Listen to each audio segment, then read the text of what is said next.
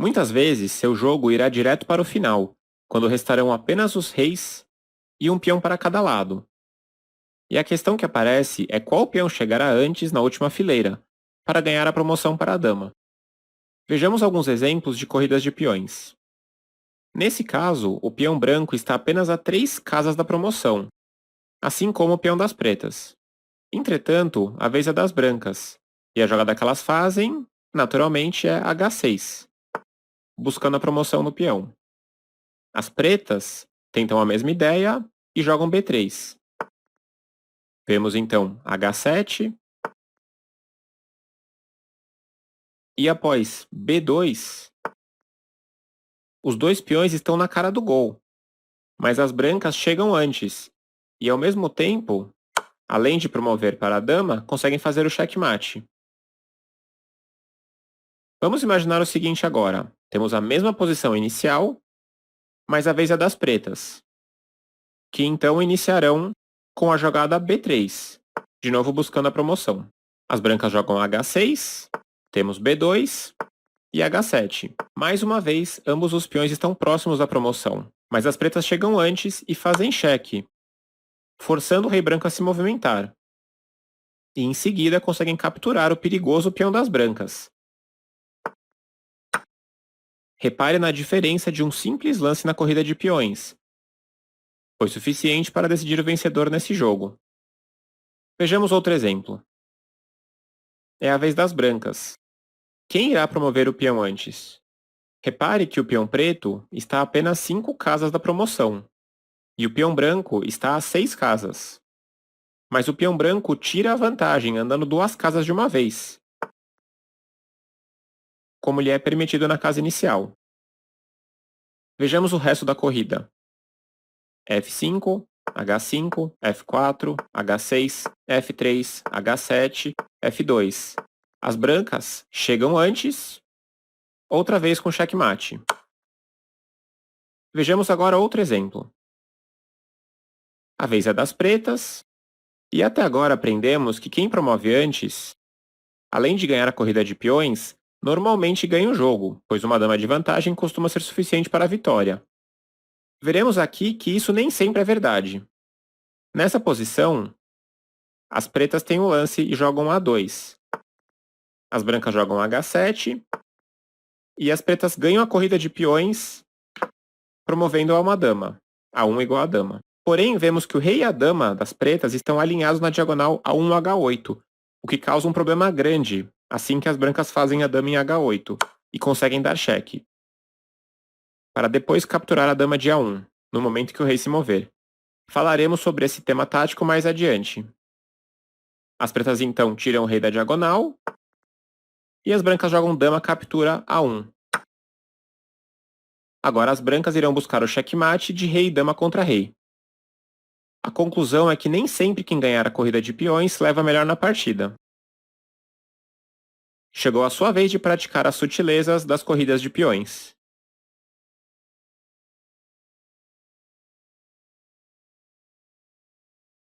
Fazer o roque no começo da partida é uma ótima ideia. Você coloca sua torre em jogo e ao mesmo tempo posiciona o rei em uma casa segura, longe de possíveis ataques no centro. Normalmente, você deve rocar para o lado em que você tenha muitos peões para ajudar na defesa do rei. Nesse caso, vemos 3 peões para cada lado protegendo os reis após o roque, o que é muito bom. Ao mesmo tempo, esses peões limitam as possibilidades de movimentação do rei, e por isso podem ocasionar um checkmate do corredor mais adiante, se não tomarmos o devido cuidado. Vejamos um exemplo. Nessa outra posição, temos 3 peões na frente de cada um dos reis. E o rei das pretas está sozinho, na última fileira, sem nenhuma possibilidade de escape em caso de cheque. E é exatamente esse o perigo da posição: não possuir proteção na última fileira e permitir torre E8, o mate do corredor que já falamos anteriormente. Os próprios peões das pretas, que são úteis na defesa, acabam sendo motivo do checkmate. Façamos agora uma pequena mudança na posição. Reparou na diferença? O peão de H6 dá um pequeno respiro para o rei das pretas. Em caso de cheque na oitava fileira com torre E8, As pretas agora podem jogar rei H7. Agora é o momento das brancas se preocuparem com o seu próprio rei. Caso elas defendam o peão com A4, terão agora um problema muito maior, o mate do corredor, já que as brancas não têm nenhuma proteção disponível na primeira fileira. Por exemplo, torre D1 cheque, que força a torre E1, e as pretas ganham com torre por E1 checkmate. Como será que as brancas poderiam ter evitado esse problema? Lembre-se, o melhor jeito de evitar o mate do corredor é dando um arzinho para o rei com um lance de peão, como H3 aqui, por exemplo. Agora, no caso de torre B1 cheque, as brancas escapam com rei H2, em uma casa segura. Nesse outro exemplo, será que as brancas devem capturar o peão de B6? Sempre que você mexer uma peça, lembre, qual tarefa essa peça deixará de fazer? Nesse caso, se a torre sair de B1, a primeira fileira ficará sem defesa, e as pretas podem concluir o jogo com o mate do corredor. Torre D1 cheque, cavalo E1, torre por E1 checkmate. Como já vimos, para evitar isso, uma ideia boa é mover um dos peões próximos ao rei. Mas qual peão? No caso de G3, abrimos o arzinho do rei. Porém, criamos uma fraqueza em G2, que pode ser explorada pelo bispo adversário. Bispo H3, as pretas jogam. E o mate do corredor não está resolvido, caso a torre branca saia da primeira fileira. Seria então mais prudente jogar H3, para que o rei tenha uma casa de fuga segura em H2, fora do controle do bispo adversário. E as pretas devem começar a se preocupar com a defesa do peão de B6. Agora é a sua vez de praticar a aplicação e defesa do mate do corredor.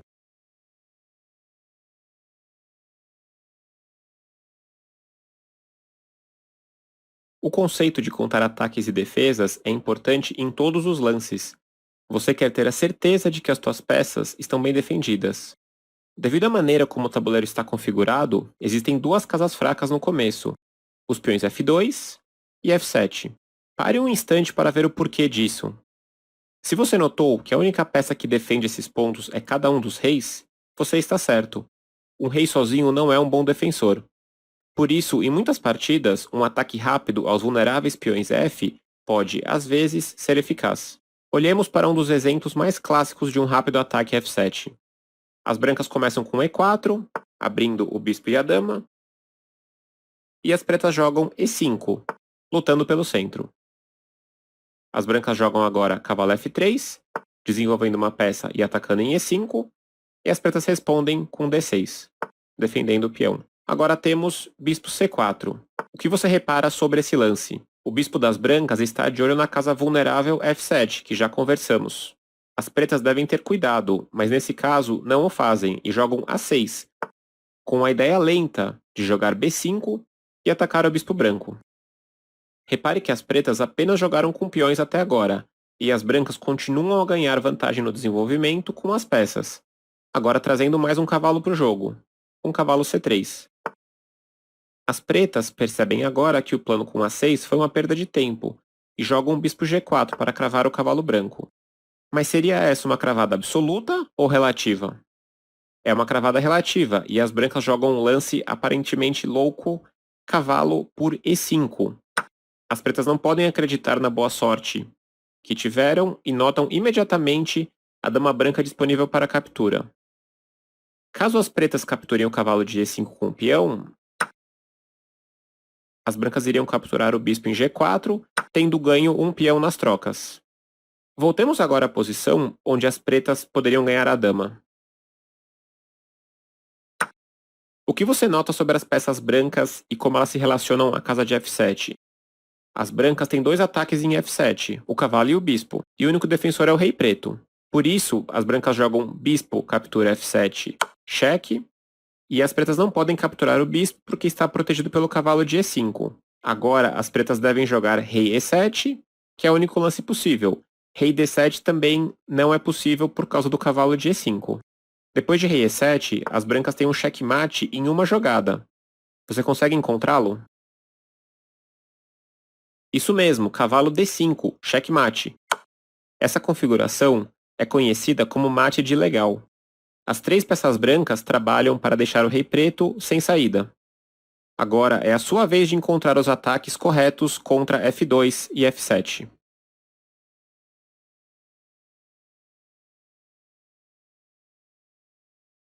O objetivo inteiro do jogo de xadrez é dar checkmate ao rei adversário. Portanto, você pode estar vencendo em número de peças ou em vantagem posicional, ou até ter mais tempo no relógio. Se o teu oponente achar uma maneira de dar checkmate, a partida acabou. Portanto, acima de tudo, você deve proteger o seu rei. Você já aprendeu que fazer o roque é uma maneira de proteger o seu rei e de tirá-lo do perigoso centro, mas isso nem sempre é suficiente. Mesmo após o roque, você deve manter o seu rei a salvo. Vejamos alguns exemplos de segurança do rei. Nessa posição, as pretas estão sob perigo de checkmate. Veja a dama em H6, apoiada com o peão de F6 branco. As brancas querem jogar dama G7 mate. Como defender essa ameaça? Isso mesmo, bispo F8, defendendo a importante casa de G7 e atacando a dama branca ao mesmo tempo. As pretas defenderam corretamente o seu rei nessa posição. Nesse outro exemplo, as brancas decidem capturar o cavalo em G6 com o seu bispo de C2. As pretas não querem perder uma peça de graça e irão retomar o cavalo. Faz diferença com qual peão? Nesse caso, uma das capturas perde na hora e a outra jogada é boa. Vejamos o primeiro exemplo. Caso as pretas joguem H por G6, parece um lance normal, mas abrir a coluna H na cara do próprio rei é muito perigoso, pois as brancas têm a dama em H4 e a torre em H1 alinhadas na coluna. Temos então dama H8 checkmate, e o rei não tem escape. Vejamos agora a outra opção. F por G6 também seria possível. Não abriria a coluna H, e o cavalo de F6 defende o peão de H7, que poderia ser um alvo de ataque. E as pretas conseguem uma posição aceitável. Nessa outra posição, as pretas estão ameaçando checkmate em uma jogada, com dama por H2. Como as brancas devem evitar essa ameaça? Uma alternativa é capturar o cavalo com a dama, mas isso ocasionaria na troca da dama pelo cavalo, o que seria uma grande perda material. Normalmente, é bom manter os peões em frente ao rei, mas em alguns casos é necessário avançá-los para evitar alguma ameaça direta. Nesse caso, H3 é a melhor jogada, evitando que a dama invada em H2 e ao mesmo tempo ataque o cavalo de G4. Agora é a sua vez de tentar manter o seu rei em segurança.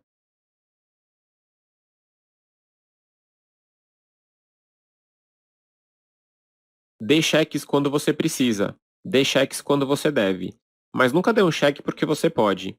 É tentador dar um cheque ao rei, mas você deve fazê-lo apenas quando piore a posição do seu adversário, ou melhore a sua. Nessa posição, o rei preto está seguro, e o rei branco está pronto para fazer o roque na próxima jogada. É vez das pretas. Aqui faz sentido dar o cheque na coluna aberta? Sim, após torre 8 cheque, a torre das pretas está muito ativa, e também atacando o rei branco. Como não há cobertura boa para esse cheque, as brancas devem jogar um lance esquisito, rei F1.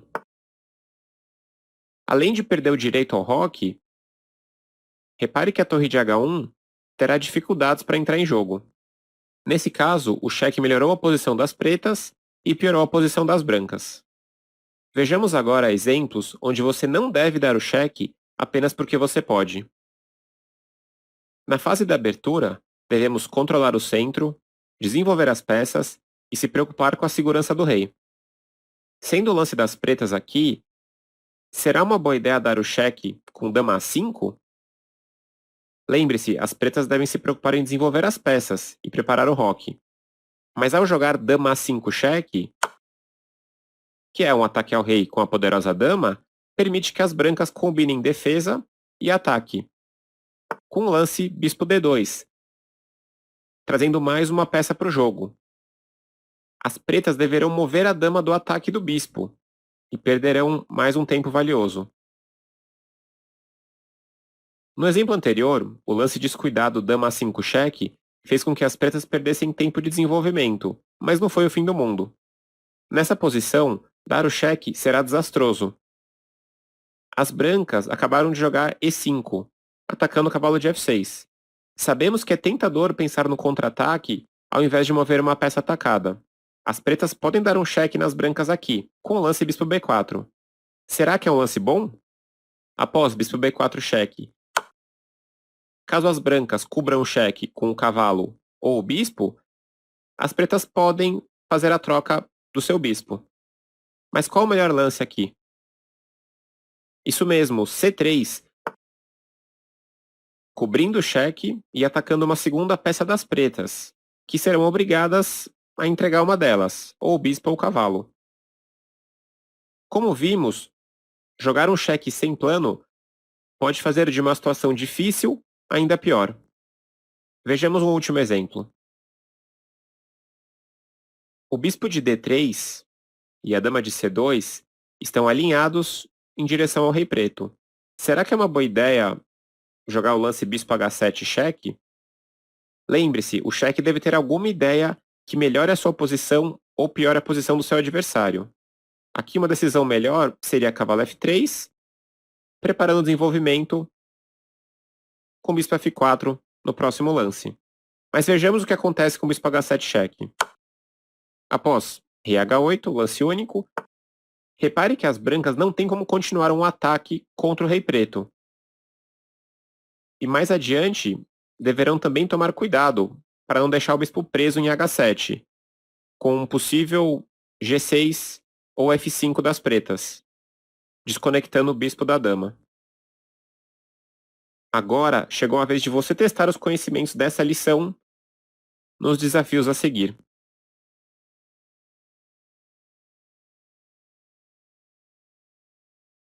Em um jogo de xadrez, às vezes você terá sorte, e o teu oponente irá permitir um checkmate fácil, mas este nem sempre é o caso. Dar checkmate é normalmente mais difícil do que isso, e você deverá se esforçar bastante para vencer. Você pode ter um checkmate, mas em 2 lances ao invés de um. É o que chamamos de mate em 2. Vejamos alguns exemplos onde existe uma sequência de checkmate forçado em 2 lances. Em qualquer posição, é importante olhar primeiro para todos os cheques. Aqui é a vez das brancas. Existe algum cheque disponível? Apenas um, que é muito bom. Cavalo E7 cheque, força o rei preto para a coluna H. Rei H8 ou rei H7 são jogadas disponíveis para as pretas. Repare que aqui o cavalo controla as casas de G8 e G6, ou seja, o rei não consegue escapar da coluna H. Se a dama conseguir dar um cheque na coluna H, será checkmate. Você consegue ver a jogada certa? Isso mesmo, dama H5 checkmate. O cavalo e a dama controlam todas as casas de escape do rei preto. Tivemos então uma sequência de mate em 2. Vejamos outro exemplo. Nessa posição, as pretas estão ameaçando checkmate em um lance, com dama por G2 checkmate, pois existem 2 peças atacando G2, a dama e a torre. E apenas o rei branco defende essa casa. Antes de pensar na defesa, vejamos se as brancas têm algum contra-ataque disponível. A dama de H5 e o bispo de C4 estão alinhados em cima do ponto de F7. E só há um defensor, o rei de G8. Qual a jogada que força o rei a ir para o canto em H8? Dama por F7, cheque. A dama está protegida pelo bispo e as pretas são obrigadas a colocar o rei na pior casa possível, no canto, em H8. Agora, as brancas têm 3 maneiras de fazer checkmate em uma jogada. Dama E8, dama F8 ou dama G8, que é a última alternativa e é o mate assistido com o suporte do bispo de C4. Vejamos mais um exemplo. Nessa posição, as brancas têm 2 cheques disponíveis, dama por F7 cheque ou dama por H7 cheque. Repare que dama por F7 não é um lance bom, pois as brancas têm 2 ataques em F7, mas as pretas têm 2 defesas. E com isso, as pretas ganhariam a dama branca com bispo por F7. Que tal dama por H7 então? As brancas têm 2 ataques e as pretas apenas uma defesa, que é o rei de G8. Após dama por H7, as pretas não podem capturar e devem mexer o rei. Você já viu a sequência de mate em 2? Rei F8, dama H8, checkmate. Isso mesmo, o rei não tem por onde fugir. Agora é a sua vez de praticar a sequência de mate em 2 em outros exemplos.